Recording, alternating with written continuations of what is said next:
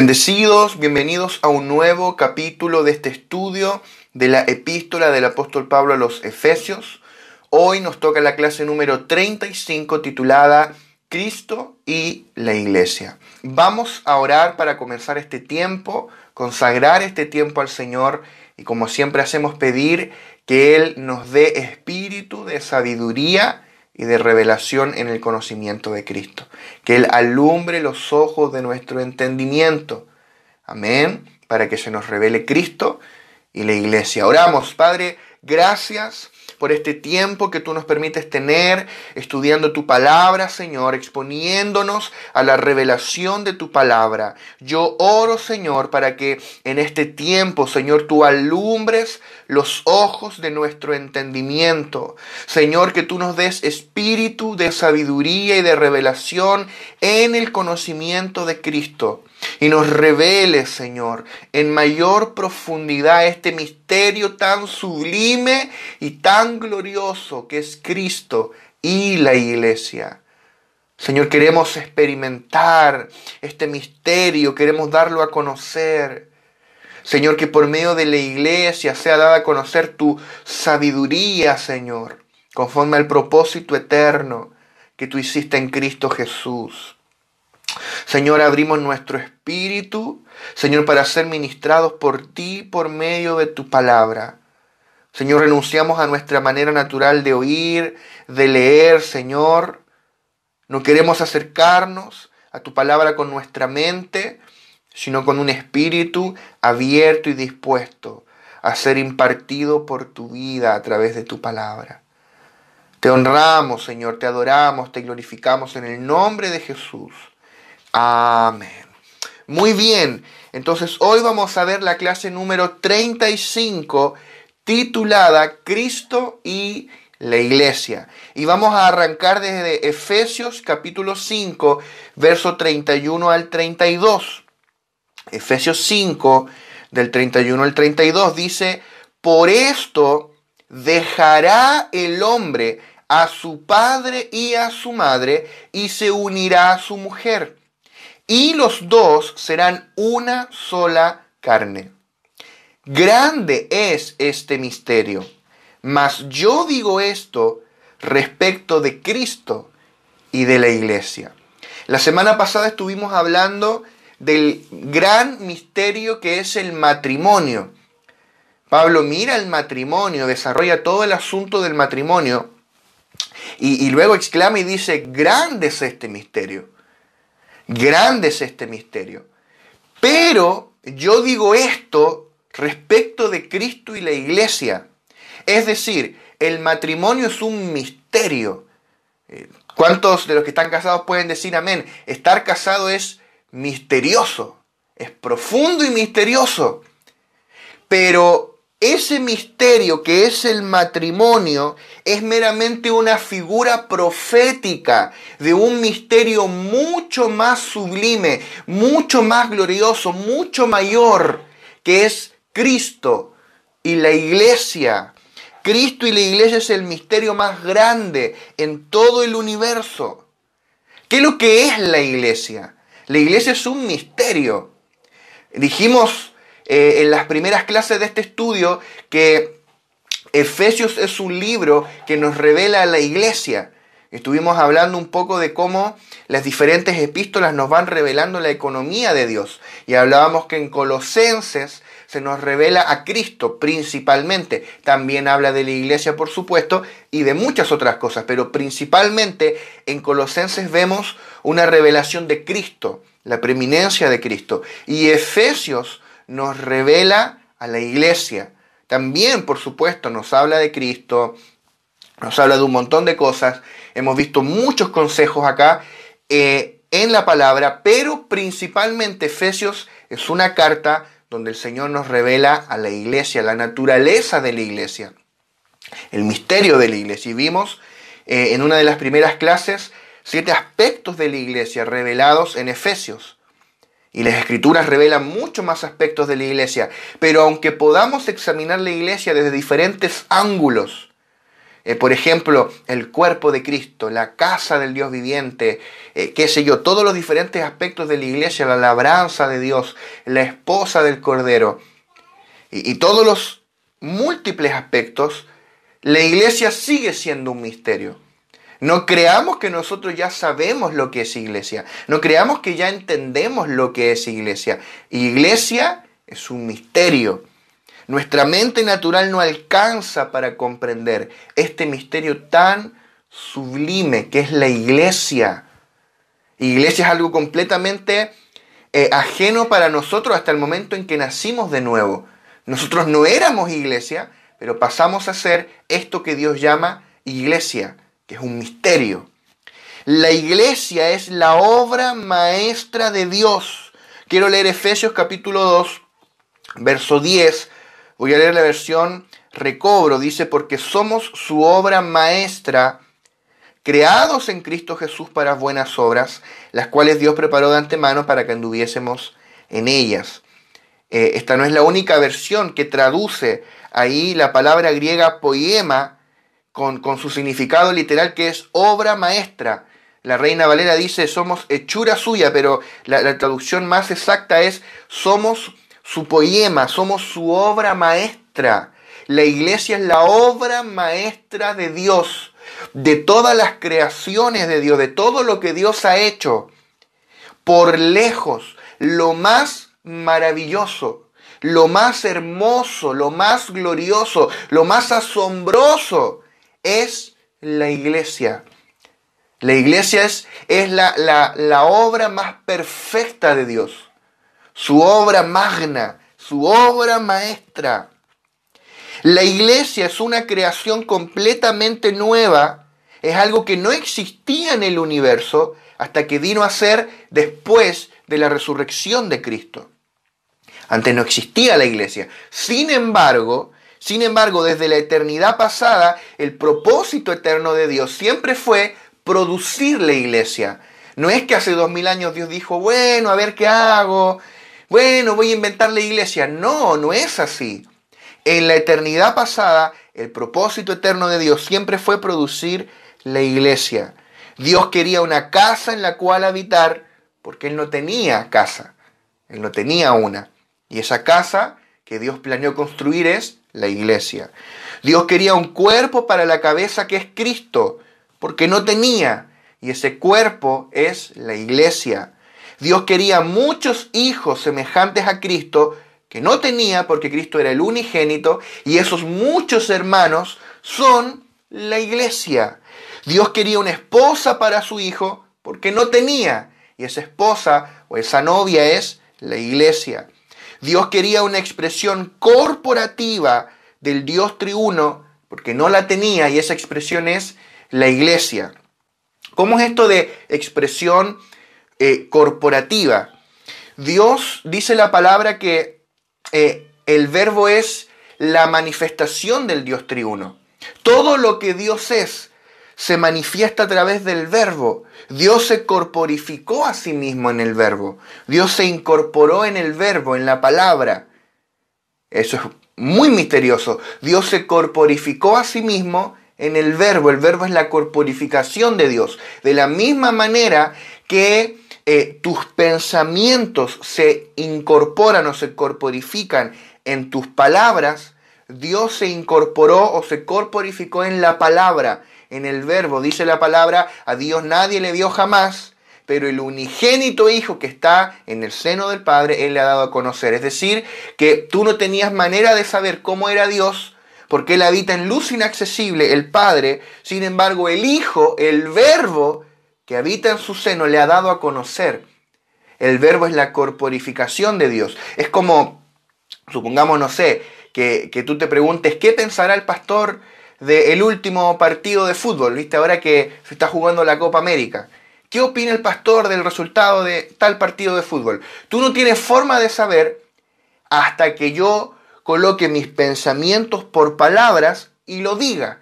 Y cuando yo lo diga, ya no va a ser un misterio qué es lo que yo pienso al respecto. Tú vas a poder saberlo, ¿verdad? Bueno, de la misma manera, Dios era un misterio. estaba oculto, pero fue dado a conocer porque Él se corporificó en el Verbo. Entonces, ¿qué es lo que es el Verbo? Que es Dios Hijo. El Verbo es la corporificación del Dios triuno. Bien, ¿qué es lo que es la iglesia? La iglesia, como es la extensión de Cristo. La iglesia es la corporificación corporativa de Cristo. Es una corporificación colectiva y corporativa del Dios triuno. O sea, es una expresión del Dios triuno, del Padre, del Hijo y del Espíritu, pero de forma corporativa, de forma colectiva, a través de millones de hijos que portan su vida y su naturaleza. Eso es glorioso. Esto es el propósito eterno de Dios, producir la iglesia para que sea su expresión. El propósito eterno de Dios siempre fue dispensarse a sí mismo en el ser humano, impartirse a sí mismo, venir a morar dentro del ser humano regenerado para así producir la iglesia, para que la iglesia sea la extensión orgánica de Cristo, sea la manifestación y la expresión de Cristo en la tierra. De eso se trata el propósito eterno de Dios. Este era el misterio que estuvo escondido desde los siglos en Dios. Cristo y la iglesia. Ojo, no es solamente Cristo, porque Cristo era un misterio. En todo el Antiguo Testamento, si bien estaba profetizado, nadie sabía que Dios tenía un hijo. Esa es la locura del mensaje de Jesús, era yo soy hijo de Dios. Y haciéndose hijo de Dios se hacía igual a Dios por lo demás. Por eso que decían, este tipo es un blasfemo, es un hereje, porque se hacía igual a Dios. Entonces, el primer componente de la radicalidad del mensaje del Evangelio es Dios tiene un hijo. Y la segunda parte es que ese hijo se va a casar. Y la novia somos todos nosotros, la iglesia. Entonces, el mensaje del Evangelio es Cristo y la iglesia. El misterio del Evangelio, hemos hablado antes de esto, que el misterio del Evangelio se compone del misterio del Padre y el misterio de Cristo. ¿Cuál es el misterio del Padre? El Hijo, que Dios tenía un Hijo, el Hijo eterno. ¿Y cuál es el misterio del Hijo? El misterio de Cristo, la iglesia, la cual es su cuerpo, que Él se agrandó, que Él extendió su forma y ahora a través de la iglesia Él tiene una expresión corporativa. Es el Cristo corporativo, que es Cristo y la iglesia, la cabeza y el cuerpo. Eso era el propósito eterno de Dios, Cristo y la iglesia. Entonces, podemos decir que el propósito eterno de Dios siempre fue producir la iglesia. Hay una frase que dijo Juan Balistreri en la última ELA que tuvimos acá en Chile, que a mí se me grabó a fuego en el espíritu porque resume muy bien todo esto que hemos dicho, y es que la iglesia no tiene una misión. ¿Cómo así? Hemos hablado tanto de la misión de la iglesia es tal y tal. No, la iglesia no tiene una misión. La iglesia es la misión. Producir la iglesia. Eso es el objetivo divino. Esa es la meta de Dios. No hay nada más glorioso después de ella. La iglesia es la obra maestra de Dios. El plan eterno, el misterio de su voluntad en la eternidad pasada que ha sido revelado es producir la iglesia.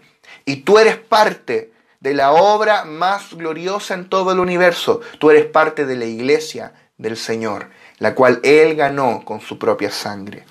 Romanos capítulo 16, versos 25 al 26, dice: y al que puede confirmaros según mi evangelio y la predicación de Jesucristo, según la revelación del misterio que se ha mantenido oculto desde tiempos eternos. Fíjate el lenguaje, ya con todo lo que hemos hablado podemos ir entendiendo un poco el contexto de qué está hablando Pablo. Dice, según la revelación del misterio que se ha manifestado oculto desde tiempos eternos, pero que ha sido manifestado ahora, y que por las escrituras de los profetas, según el mandamiento del Dios eterno, se ha dado a conocer a todas las gentes para que obedezcan a la fe. ¿Cuál es ese misterio que se ha mantenido oculto desde tiempos eternos, pero que ha sido manifestado ahora? Cristo y la iglesia. Y ahora nosotros, sus santos, Dios quiso dar a conocer este misterio, Cristo y la iglesia. Mira lo que dice Colosenses 1, 26 al 27, en la misma línea. el misterio que había estado oculto desde los siglos y edades, pero que ahora, en esta era del Nuevo Testamento, ahora ha sido manifestado a sus santos, o sea, a todos nosotros los que estamos en Cristo, a quienes Dios quiso dar a conocer las riquezas de la gloria de este misterio entre los gentiles, que es Cristo en vosotros, la esperanza de gloria. ¡Qué tremendo! Fíjate que el misterio no es solamente Cristo, es Cristo en vosotros, la esperanza de gloria. O sea, es Cristo y la iglesia. No solo Cristo, no solo la iglesia, Cristo y la iglesia. Es el misterio eterno, es el plan eterno de Dios. Qué sublime, no alcanzan las palabras para hablar de estos asuntos. Pero afortunadamente para nosotros, para ayudarnos a entender este misterio, tenemos una pedagogía divina. Dios nos dejó un ejemplo profético, gráfico, palpable, y es el matrimonio. El matrimonio es una representación profética del mayor misterio en el universo, que es Cristo y la iglesia. O sea, si tú crees que el matrimonio es un misterio, y lo es, Cristo y la iglesia es un misterio mucho mayor. Pero gracias a Dios que tenemos el matrimonio para poder entender este misterio de Cristo y la iglesia. El primer matrimonio presentado en la Biblia, que es Adán y Eva, presenta un cuadro completo de Cristo y la iglesia. Vamos a ir al libro de Génesis, vamos a leer varios versículos allí en Génesis, porque Pablo mismo nos cita Génesis. Está diciendo, todo lo que yo estoy hablando acá en Efesios lo saqué de ahí. Esto es lo asombroso, o sea que Pablo te agarraba un salmo, Pablo te agarraba un texto en Génesis, un texto en Deuteronomio y empezaba a explicar y te decía, oye, no se asusten, todo esto lo saqué de ahí. Todo esto estaba ahí, solo que ahora lo estoy explicando. Entonces vamos a ver qué veía Pablo en Génesis, porque es lo que Dios desea que también nosotros podamos ver. Génesis 1:26 dice, entonces dijo Dios, hagamos al hombre a nuestra imagen, conforme a nuestra semejanza, y señoree en los peces del mar, en las aves de los cielos, en las bestias, en toda la tierra, y en todo animal que se arrastra sobre la tierra. Entonces Dios dijo, hagamos al hombre. ¿Quién está hablando ahí? El Dios triuno, el Padre, el Hijo y el Espíritu. Hagamos al hombre a nuestra imagen, conforme a nuestra semejanza. Dios creó al género humano a su imagen y semejanza. Es por esto que cada vez que el hombre y la mujer tuvieran hijos, estarían propagando la imagen de Dios por toda la tierra. O sea, imagínate, Adán portaba la imagen de Dios. Eva portaba la imagen de Dios. Caín, Abel portaban la imagen de Dios. Cada hijo que ellos tuvieran era contribuir a propagar la imagen de Dios. Eso significa que el objetivo de la familia es propagar la imagen y la semejanza de Dios en la tierra. Avanzamos un versículo. Génesis 1:27. Y creó Dios al hombre a su imagen. A imagen de Dios lo creó. Varón y hembra los creó. O sea, el primer hombre que aparece ahí es el hombre corporativo. Es el Adán corporativo, que es Adán y Eva. ¿Sí? Entonces Dios creó al hombre, al género humano, al ser humano, a su imagen. A imagen de Dios lo creó. Varón y hembra los creó. O sea que la imagen de Dios es varón y hembra. Mira lo que dice acá el diccionario Vine. Tú lo puedes cotejar, el diccionario expositivo de palabras del Antiguo y Nuevo Testamento exhaustivo de Vine. Ser hecho a la imagen divina implica ser creado varón y hembra. Una unidad amorosa de más de una persona. Mira qué curioso esto. ¿No te parece curioso que la imagen de Dios es hombre y mujer? Dice, y Dios creó, sígueme en esta idea, por favor. Dice que Dios creó al ser humano Dios creó al hombre, al Adán corporativo, a su imagen. A imagen de Dios lo creó, varón y hembra los creó. ¿Sí? O sea, que la imagen de Dios, que está expresada en este nuevo ser, que era un ser neutro, o sea, la imagen que expresa proviene de Dios, la imagen de Dios era hombre y mujer. ¿Cómo puede ser esto? ¿Cómo la imagen de Dios va a ser hombre y mujer? Bueno, vamos a avanzar, vamos a explicar esto. Colosenses 1:15 dice, Él es la imagen del Dios invisible, el primogénito de toda creación. ¿Quién es la imagen de Dios? Cristo. Cuando el Dios triuno dijo, hagamos al hombre a nuestra imagen, ¿quién es la imagen de Dios? ¿Quién es la imagen del Dios triuno? Cristo, el Verbo, el Hijo, Dios Hijo, el Hijo eterno, es la imagen. Entonces el Dios triuno dijo, vamos a hacer al hombre a nuestra imagen, a la imagen de Cristo. Y la imagen de Cristo, ¿cómo es? Hombre y mujer, yo voy a crear a este Adán corporativo, Adán y Eva, hombre y mujer. Impresionante, por favor, sígueme en esta idea, sígueme en esta idea. Dios está diciendo, cuando la Biblia dice que el hombre fue creado conforme a la imagen de Dios, está diciendo que fue creado conforme a Cristo, porque Cristo es la imagen de Dios. Colosenses 1:17, dice, y Él es antes de todas las cosas, y todas las cosas en Él subsisten. Cristo es antes de todo. El Hijo no vino a ser en un pesebre en Belén. Si tú crees que Cristo como que apareció en escena en Mateo y nunca antes estuvo, eso no es así. Dice la palabra que por Él fueron creadas todas las cosas. O sea, el Hijo es el creador. Porque el Dios triuno está creando. En Génesis 1:26. Hagamos al hombre. Está el Padre, el Hijo y el Espíritu creando. Y dice que todas las cosas fueron creadas en Él y que todas las cosas en Él subsisten. O sea, ese pequeño bebé que estaba en un pesebre sostenía todo el universo. No era meramente un bebé. Amén. Entonces, tenemos que Cristo es antes de todas las cosas. Cristo es antes de Adán. Quiero que sigamos esta idea. Cuando Pablo habla del postrer Adán, que es Cristo, no está diciendo que Cristo se parece a Adán. Está diciendo que Adán se parece a Cristo, porque Cristo es antes de Adán. Cristo creó a Adán, el Padre, el Hijo y el Espíritu crearon a Adán. Entonces, en realidad, el primer hombre fue creado para parecerse al nuevo hombre. Y el primer Adán fue creado para parecerse al postrer Adán, que iba a ser manifestado después, en el cumplimiento del tiempo, que es Cristo. O sea, Adán fue hecho para parecerse a Cristo.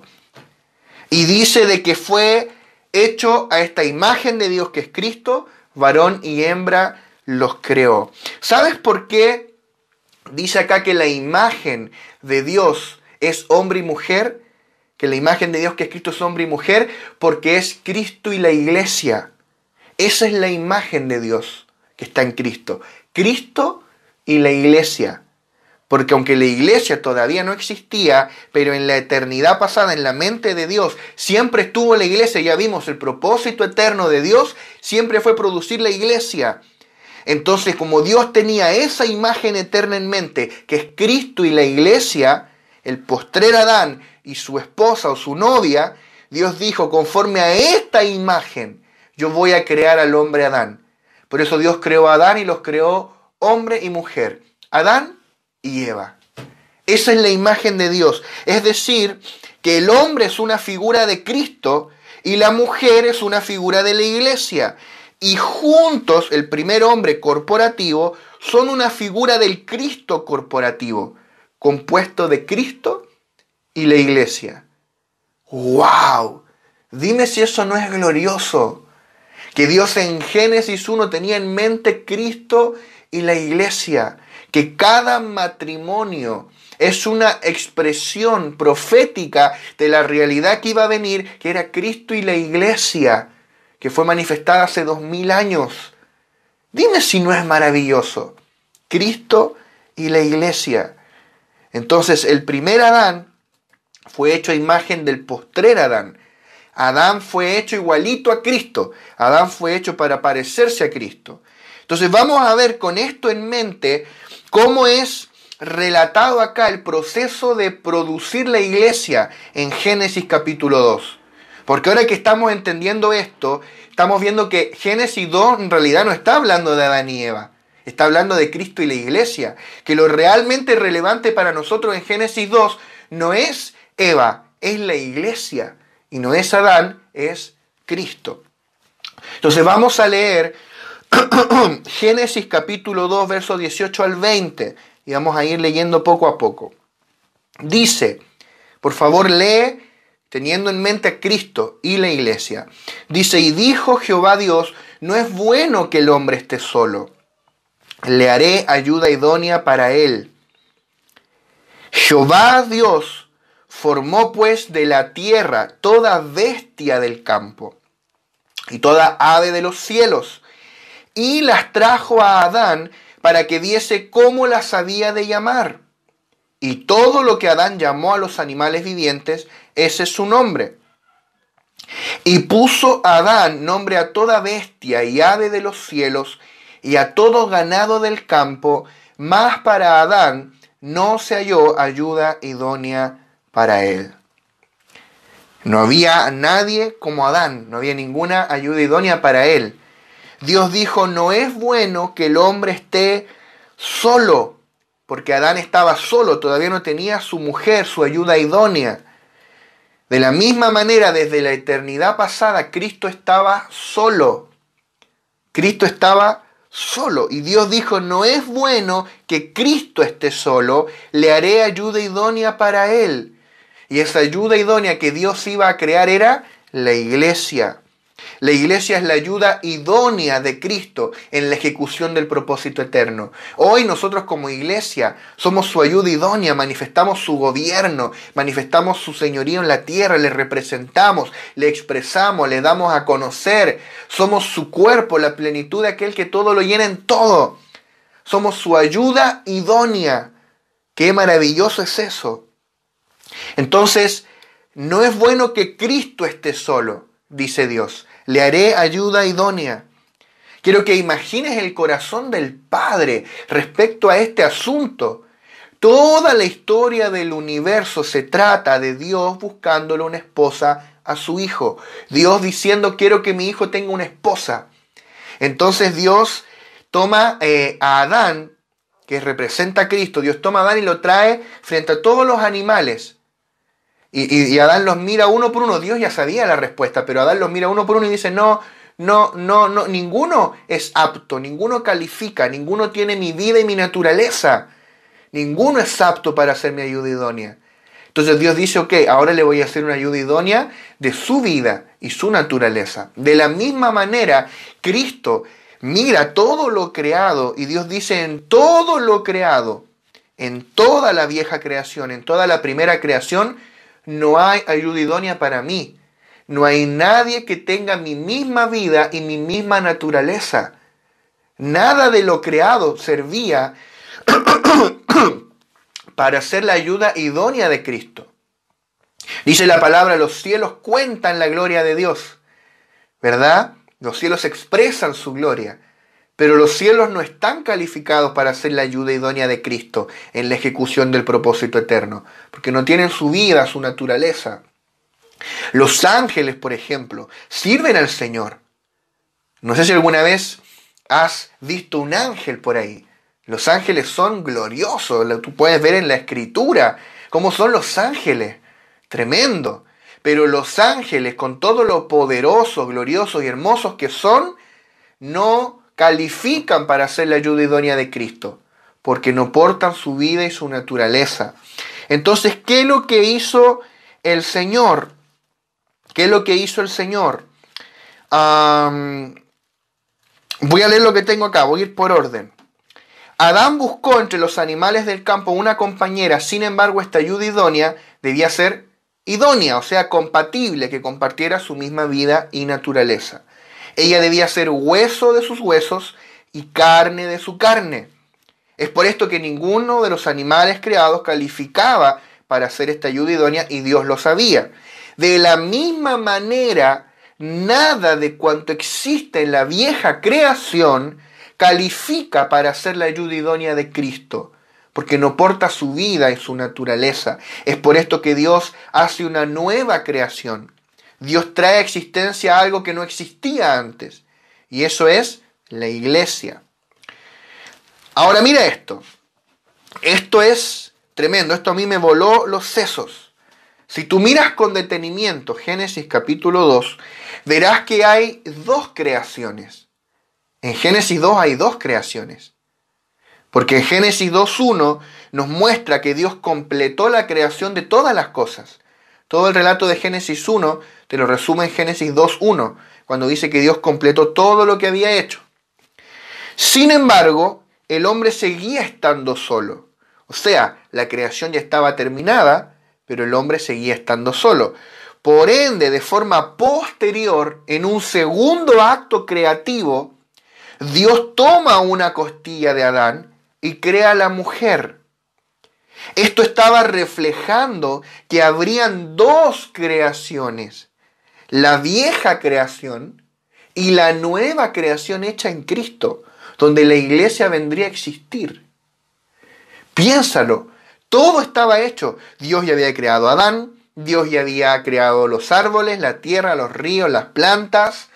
Dios ya había plantado un huerto al oriente en Edén, el huerto del Edén, y Dios tomó al hombre que había creado y lo puso en el huerto, y todo estaba listo. La creación ya estaba terminada, pero Adán seguía estando solo. Y Adán le está poniendo nombre a los animales, pero seguía estando solo. Y como un apéndice o como una segunda parte en realidad, como una segunda parte creativa, Dios dice, bueno, me faltó algo. Voy a hacer una segunda creación. Voy a crear a la mujer. Y Dios toma una costilla de Adán y crea una mujer. Este mismo principio lo vemos en Génesis capítulo 1. Génesis capítulo 1 dice que Dios que en el principio creó los cielos y la tierra estaba desordenada y vacía. Y si tú vas allí al detalle de las palabras en el hebreo, no voy a entrar profundamente en eso hoy, dice la palabra que Dios no creó la tierra para estar desordenada y vacía. Dios la creó en orden. O sea que entre el versículo 1 y el versículo 2 ocurrió algo. Fue la rebelión de Satanás. Satanás cayó del cielo a la tierra cuando él se rebeló. Recuerda que Satanás era un ángel, era Luzbel, un ángel que adoraba al Señor. Pero él se rebeló, él dijo, seré como el Todopoderoso. Llenó su corazón de altivez, de orgullo, y en ese mismo instante él cae a la tierra desde el cielo y con él un tercio de los ángeles que se rebelaron con él contra Dios. Y cuando Satanás cae a la tierra, eso produce un cataclismo. Es un evento cataclísmico en la tierra, donde todo lo que estaba en la tierra fue destruido y la creación terrenal quedó desordenada y vacía. Interesante, quedó desordenada y vacía. Entonces, ¿qué es lo que hizo Dios? Dios sumergió todo bajo las aguas de la muerte. Por eso que tú ves que el Espíritu de Dios se movía sobre la faz de las aguas. Dios sumerge todo bajo las aguas de la muerte. Y Dios comienza un nuevo proceso creativo. Dios comienza una segunda creación.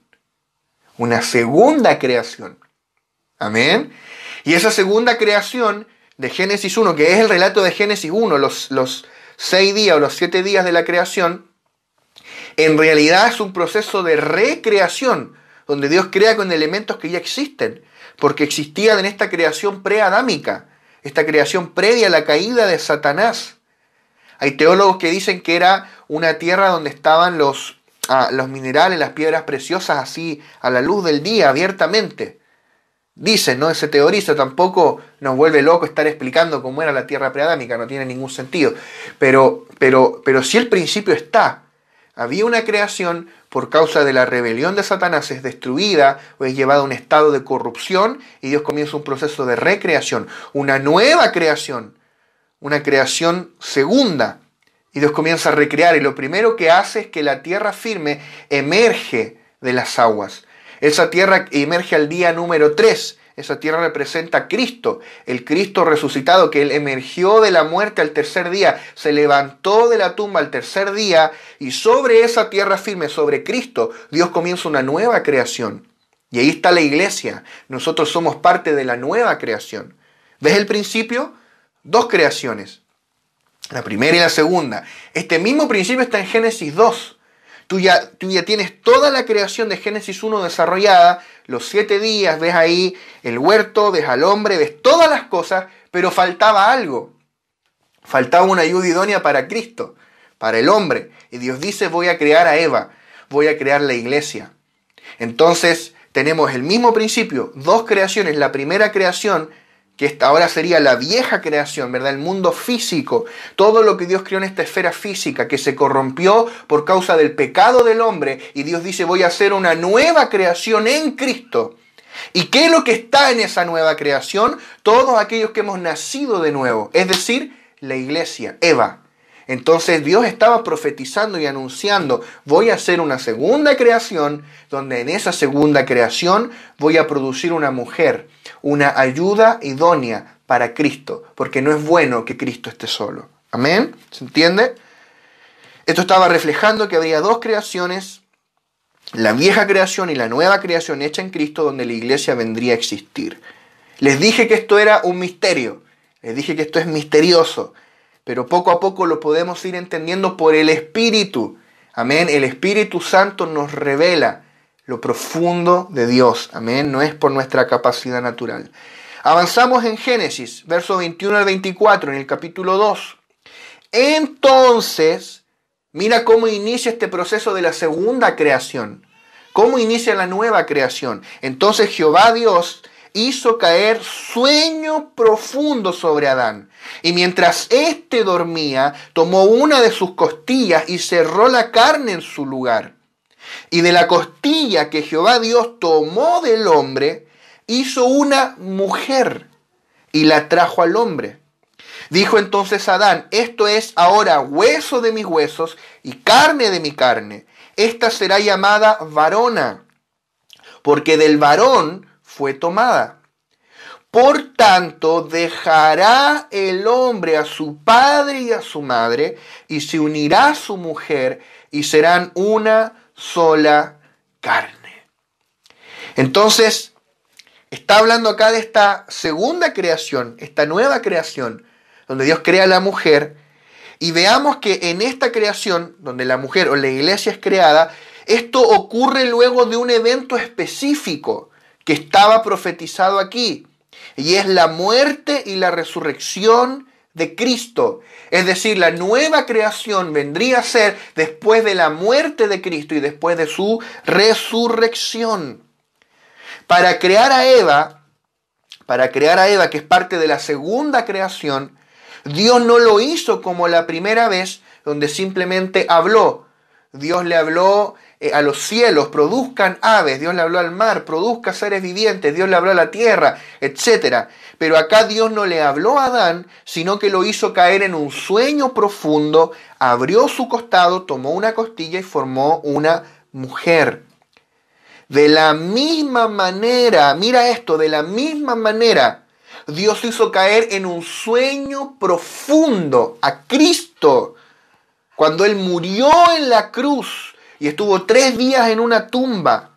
Y Dios abrió su costado en la cruz de Cristo. Su costado fue abierto y salió agua y sangre. Así como del costado de Adán salió una costilla, del costado de Cristo salió agua y sangre. Esa sangre lavó nuestros pecados y esa agua nos dio vida. Esa agua es la vida divina, la vida Zoe, que ha sido impartida en nosotros.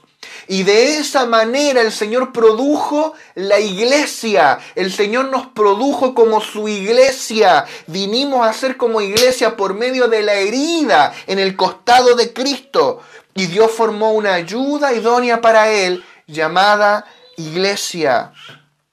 Mira lo que dice Juan capítulo 19, verso 33 al 34. Dice, mas cuando llegaron a Jesús, como le vieron ya muerto, no le quebraron las piernas, porque esa era la costumbre, Pero uno de los soldados le abrió el costado con una lanza y al instante salió sangre y agua.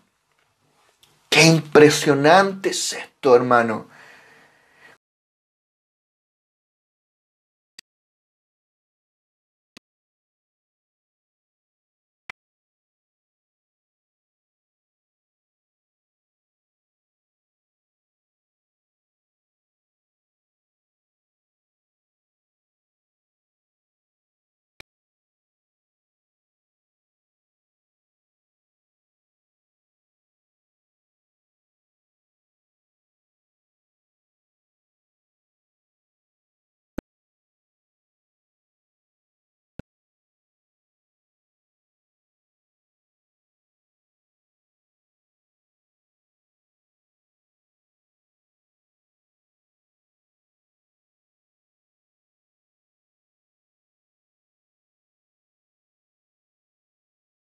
Sueño profundo.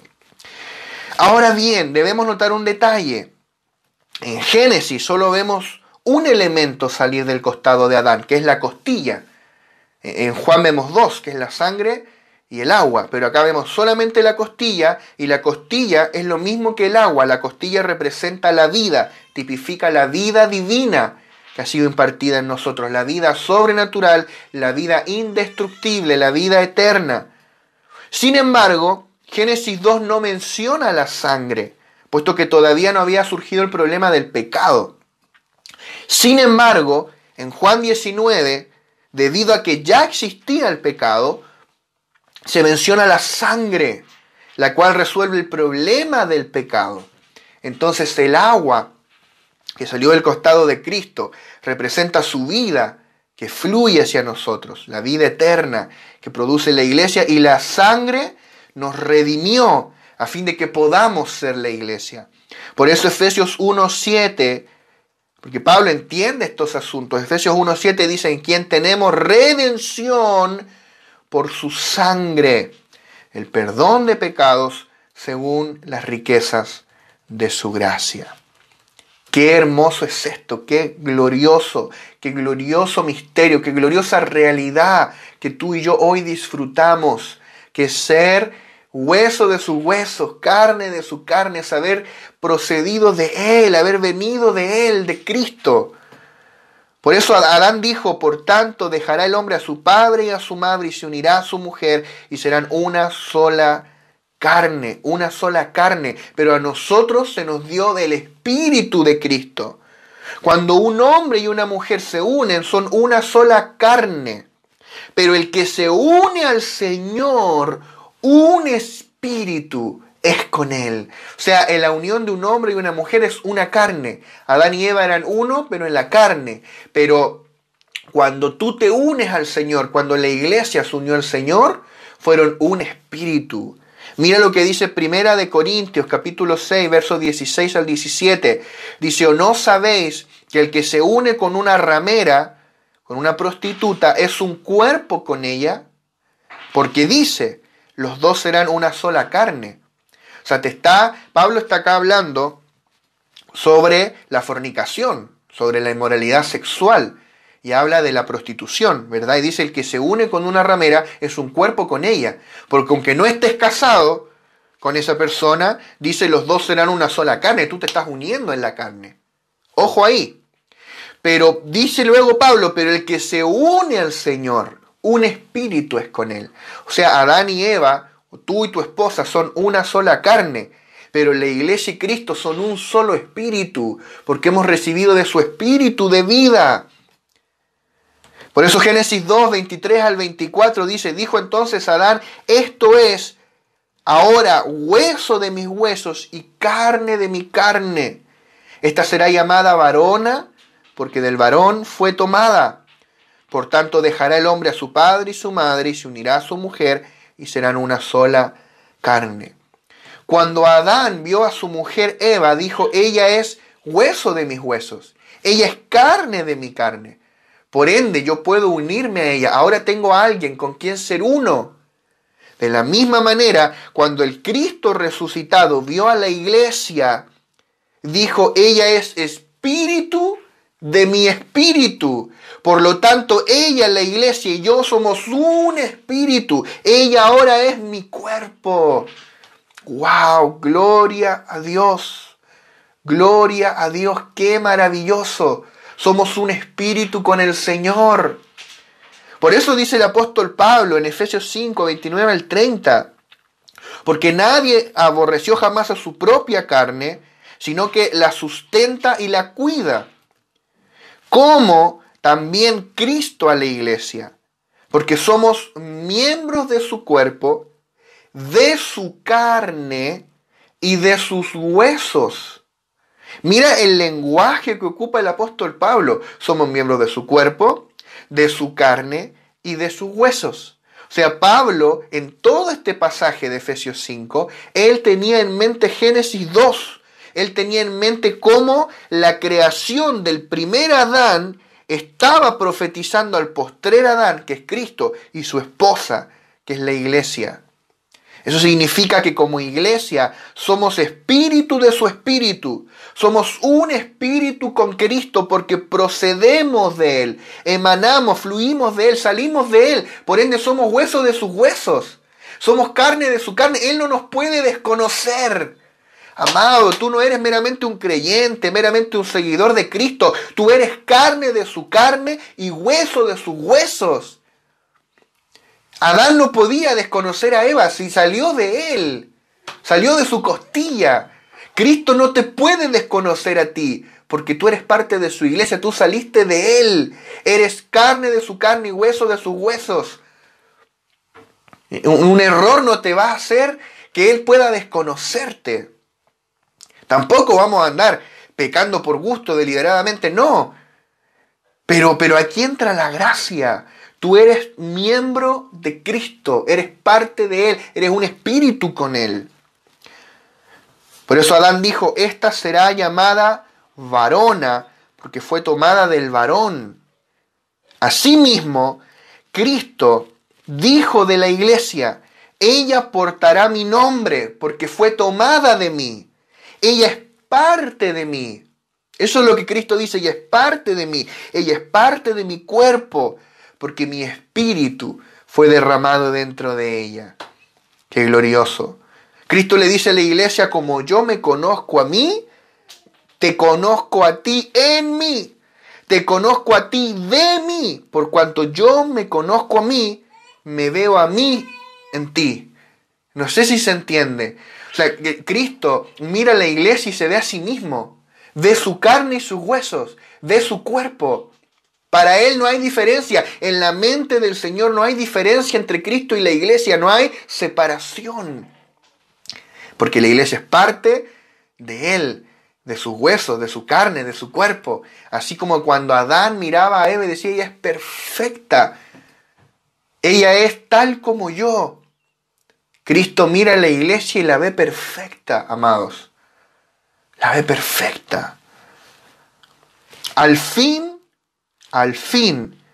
Cristo ya no está solo en el universo. Ahora Él tiene una ayuda idónea, que es un espíritu con Él, que es espíritu de su espíritu, que procedió de Él y que porta su vida y su naturaleza. ¡Wow! Y por causa de esto, Adán dice, por tanto dejará el hombre a su padre y a su madre y se unirá a su mujer. O sea, por causa de que ella tiene su misma naturaleza, salió de él, porta su nombre, él dejará a su padre y su madre para unirse a su mujer. Todo hombre desde ahí en adelante. Adán no tenía padre y madre, ellos fueron los padres de todos, ¿verdad? La primera pareja. Pero de ahí en adelante se constituye ahí la ley del matrimonio, el principio del matrimonio. Y Pablo dice, grande es este misterio.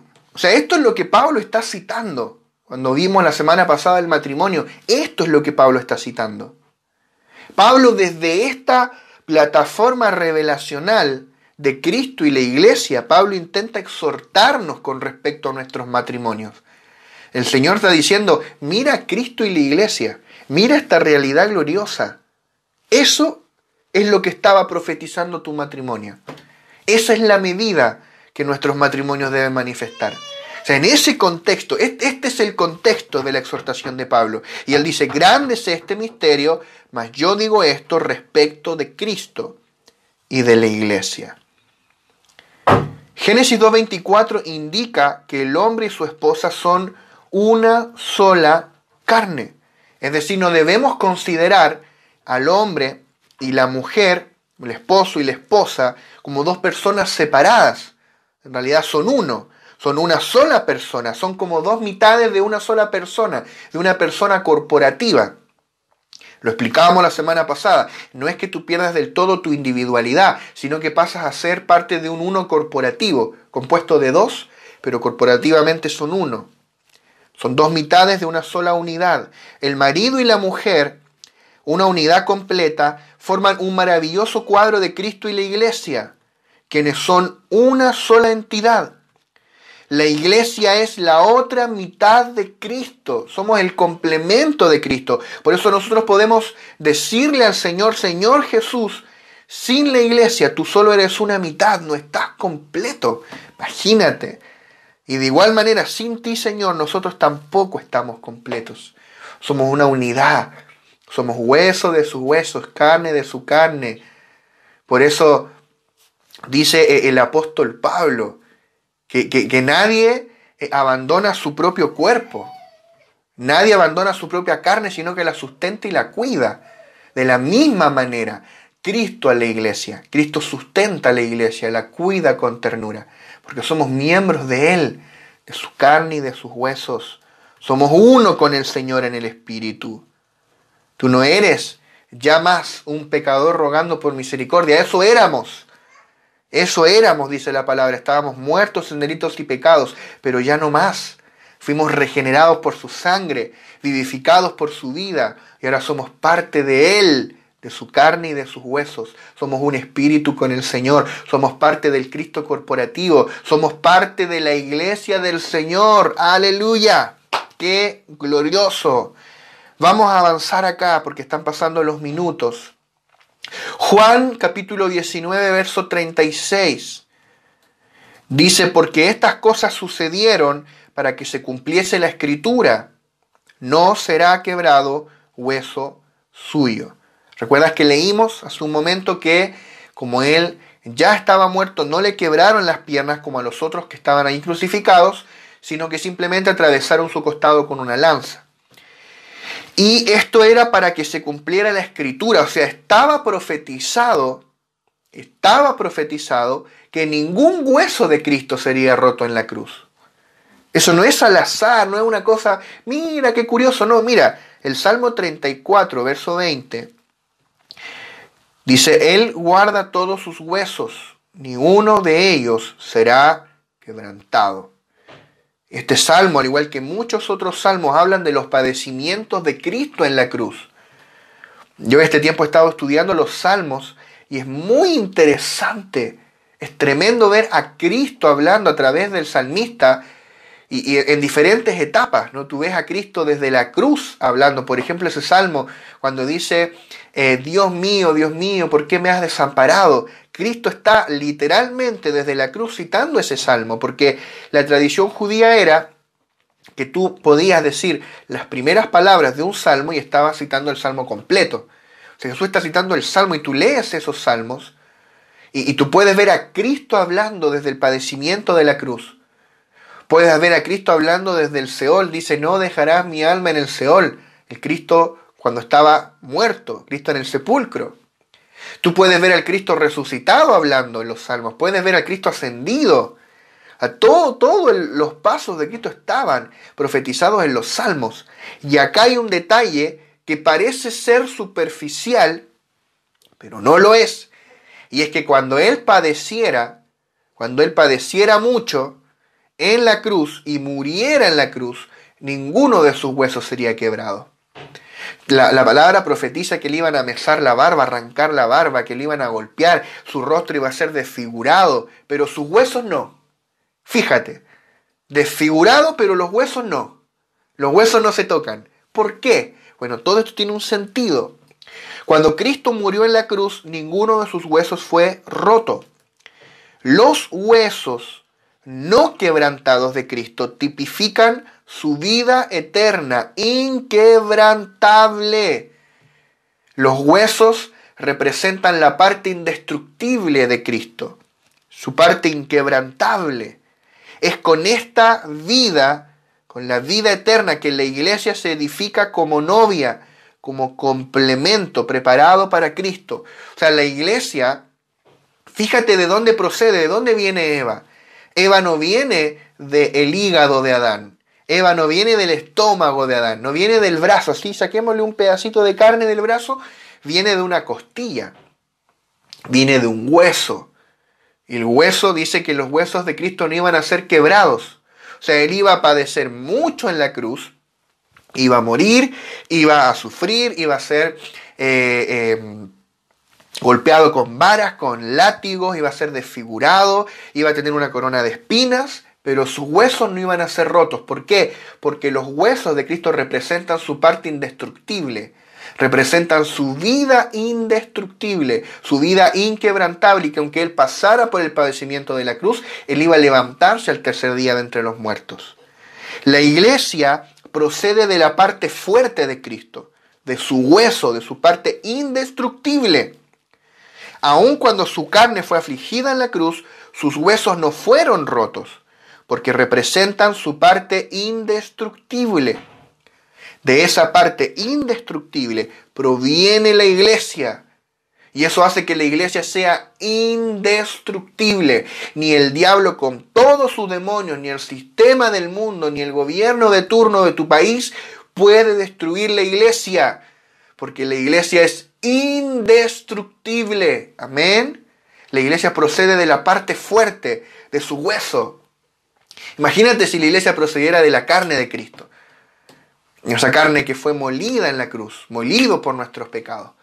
Pero no, venimos de su hueso, de la parte indestructible, de la vida indestructible. Por eso dice Hebreos capítulo 7, versos 15 al 16. Y esto es aún más manifiesto si a semejanza de Melquisedec se levanta un sacerdote distinto, no constituido conforme a la ley del mandamiento acerca de la descendencia, sino según el poder de una vida indestructible. De ahí viene la iglesia, o sea, la génesis, el origen de la iglesia es la vida indestructible. Y la ampliación, el crecimiento, la propagación de esta vida indestructible es la iglesia. O sea, la iglesia es indestructible. No hay nada que el diablo pueda hacer, no hay nada que los demonios puedan hacer. Hermano, la iglesia es indestructible. Han pasado 2000 años. 11 de los 12 apóstoles murieron mártires. Y aquí estamos, la iglesia sigue existiendo. Porque la iglesia es indestructible. Y cuando Cristo venga, vamos a reinar con Él. Amén. Vamos a juzgar a las naciones, vamos los vencedores, vamos a juzgar a los ángeles. Y vamos a reinar con Cristo sobre las naciones de la tierra. Amén. Y las regiremos con vara de hierro. Así que ándate preparando para reinar, ándate preparando para gobernar con el Señor en su venida, pero para eso debemos ser vencedores en esta era. ¿Cómo somos vencedores en esta era? Negando la vida del alma, negándonos a vivir por la vida caída del alma y permitiéndole al Señor que vivamos por la vida divina que ha sido impartida en nuestro espíritu. Entonces vamos a ver, a la luz de esto que hemos hablado, qué es lo que es iglesia. ¿Qué es lo que es la iglesia? Intentar definir este misterio. ¿Qué es iglesia? ¿A qué llamamos iglesia? Iglesia es lo que emana de Cristo, lo que sale de Cristo, lo que fluyó de Cristo. Eso es iglesia. Por definición, lo que emana de Cristo es iglesia. Nada que no proceda de Cristo es iglesia. En consecuencia, ¿verdad? ¿Se entiende? Todo lo que proceda de Cristo es iglesia. Todo lo que no proceda de Cristo no es iglesia. Todo lo que no proceda de esta vida indestructible no es iglesia. Esto implica que iglesia no es lo que yo le añado a él, sino lo que de Cristo me es añadido a mí en el Espíritu. O sea, cuando él me impartió su vida, esa parte de mí, mi espíritu, donde está la vida divina, es iglesia. Pero no todo de mí es iglesia. Cuando yo estoy en la carne, mi concupiscencia, mis malos deseos, malos pensamientos, eso no es iglesia. Cuando yo estoy en pleitos, en discordia, cuando me peleo con los hermanos, eso no es iglesia. En realidad, iglesia es cuánto de Cristo ha sido formado en mí. Esa parte de mí es iglesia, la otra parte todavía no. Y tiene que ser transformada en iglesia, o sea, tiene que ir a la cruz y morir para que la vida de resurrección, para que Cristo ensanche sus fronteras dentro de mí, ensanche sus dominios, Él crezca y cada vez haya más iglesia en mí y cada vez menos de mí en mí. O sea, nosotros estamos trabajando, perfeccionando a los santos para que la iglesia sea cada vez más iglesia. Amén. Que la iglesia sea cada vez más iglesia. Que cada vez haya más iglesia en nosotros. Que el Señor cada vez tenga una cosecha mayor, pronta, lista para ser cosechada cuando Él venga dentro de cada uno de nosotros. De igual manera que Eva era la mujer de Adán, la iglesia es la novia de Cristo. Así como Eva era el aumento de Adán, la iglesia como novia de Cristo es el aumento de Cristo. Es Cristo que se agrandó, Cristo que creció y ahora tiene esta forma corporificada, corporativa, colectiva, que es la iglesia. Amén. Su cuerpo colectivo. Cristo tiene dos cuerpos, por lo demás. Su cuerpo individual que está sentado en el trono, a la diestra de Dios. Con ese cuerpo individual Él va a volver a la tierra. Por eso dice la palabra, mirarán a mí al que traspasaron. Harán lamentación por Él, porque verán las manos, las marcas en sus manos y en sus pies. Dice Zacarías que le preguntarán, ¿qué son esas marcas en tus manos? Y Él dirá, aquí fui herido en la casa de mis amigos. O sea, Él tiene ese cuerpo individual y Él lo elevó a la gloria, lo glorificó, está sentado en el trono. Hay un hombre en la gloria. Pero también Él tiene un segundo cuerpo, un cuerpo colectivo, corporativo, que es la iglesia. En la iglesia no hay lugar para nuestra vida natural, ni para nuestra naturaleza humana caída. La vida y la naturaleza humanas no son competentes como para corresponder a Cristo. O sea, esa parte de mí, la vida caída, no es compatible para ser la ayuda idónea de Cristo. Es parte de la vieja creación. O sea, en la vieja creación yo soy un animal. Amén. Soy un animal. Jesús le puso nombre a todo el zoológico religioso de su época. Generación de víboras. Imagínate. Jesús habló de los perros, los toros de Basán. Habla allí los salmos. O sea, yo soy un animal en la carne. Soy incompatible con la vida de iglesia. Solo lo que hay de Cristo en mí, solo lo que hay de iglesia en mí es compatible con la vida de iglesia. Solo la vida divina y la naturaleza divina que ha sido impartida dentro de mí. Para ser el complemento de Cristo debemos ser uno con Él en vida y naturaleza. Por eso, si tú quieres ser un edificador de la iglesia, tienes que negarte a vivir por la vida caída, negarte a vivir por la vida del alma y decidir vivir por la vida divina que ya fue impartida en tu espíritu. Vivimos en una era en que podemos decidir, podemos elegir si vivir por la vida del alma caída o vivir por la vida divina que nos ha sido dada. Tú puedes decidir permitirle a esta vida gloriosa manifestarse o seguir viviendo en esa vida caída de envidias, de pleitos, borrachera y todo lo que Pablo menciona, ¿verdad? Fornicación, menciona celos, contiendas, todo lo que menciona allí. Esa es la vida caída. O sea, esto se trata de que la iglesia sea cada vez más iglesia. Amén. Que la iglesia crezca, que la medida de iglesia que hay en mí crezca, para que seamos cada vez más su ayuda idónea, colaborar con Él en manifestar su gobierno, su reino en la tierra. Efesios capítulo 5, verso 29 al 30, y con esto ya vamos a ir cerrando, dice: porque nadie aborreció jamás a su propia carne, sino que la sustenta y la cuida, como también Cristo a la iglesia, porque somos miembros de su cuerpo, de su carne y de sus huesos. Quiero destacar hoy solamente un aspecto de lo que Cristo hace por la iglesia. Vamos a continuar con este tópico la próxima semana, Dios mediante, todo lo que Cristo hizo, hace y hará por la iglesia.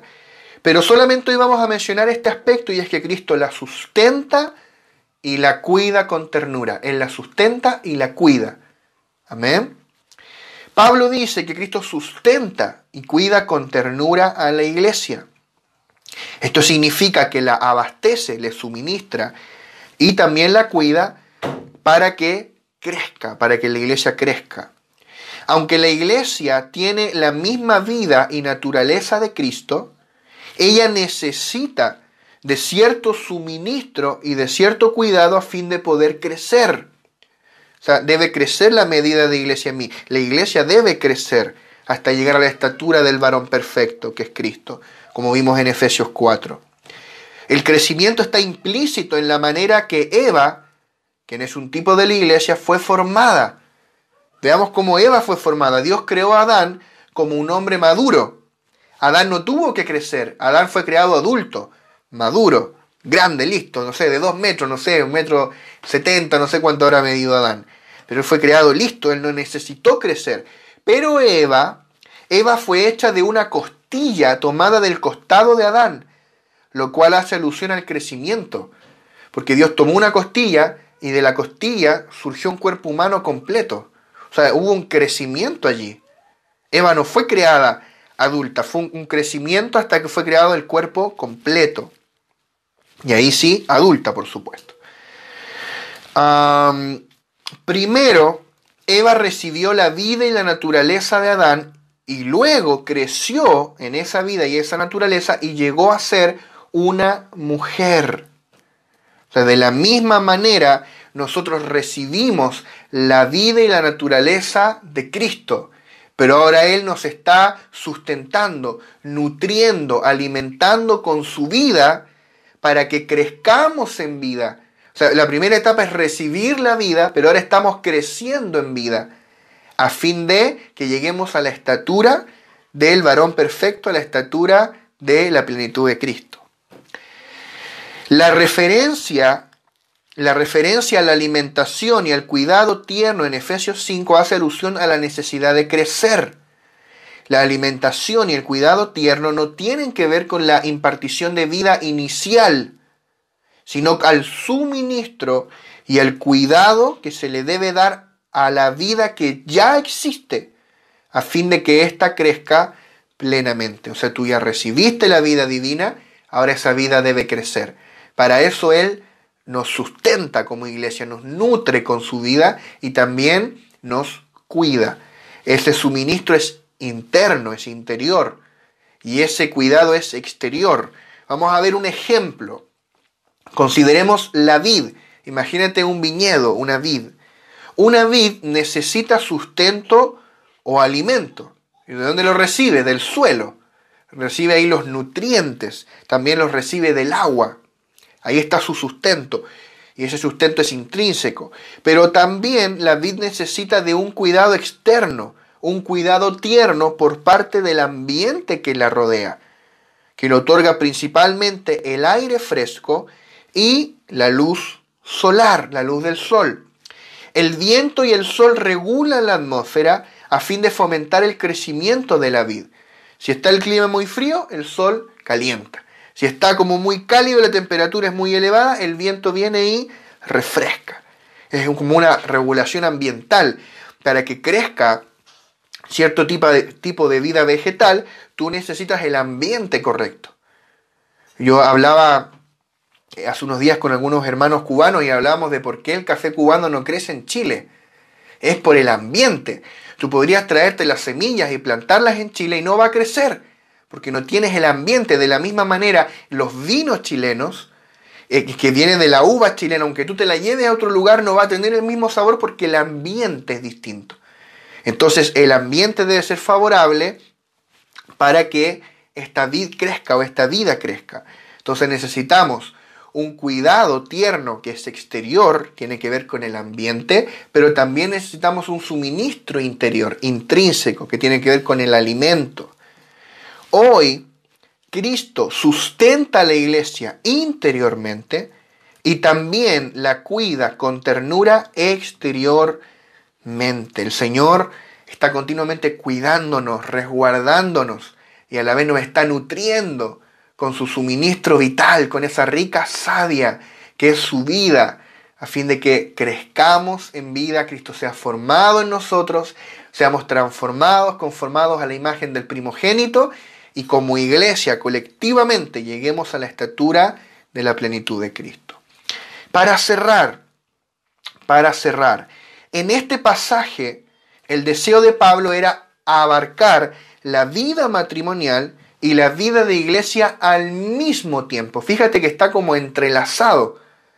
No es como que Pablo, no sé, uno lo piensa de forma natural y uno dice Pablo podría haber sido más ordenado. Primero explicar todo lo que es Cristo y la iglesia, después decir, bueno, ahora que ustedes entienden eso, esto es lo mismo pero aplicado al matrimonio. Pero Pablo va como entrelazado, ¿verdad? Primero te habla del matrimonio, luego de Cristo y la iglesia, y que el hombre haga esto como Cristo y la iglesia, y que la iglesia haga esto como Cristo y la iglesia, porque dejará el hombre, pero yo les digo esto de Cristo, y va entrelazado.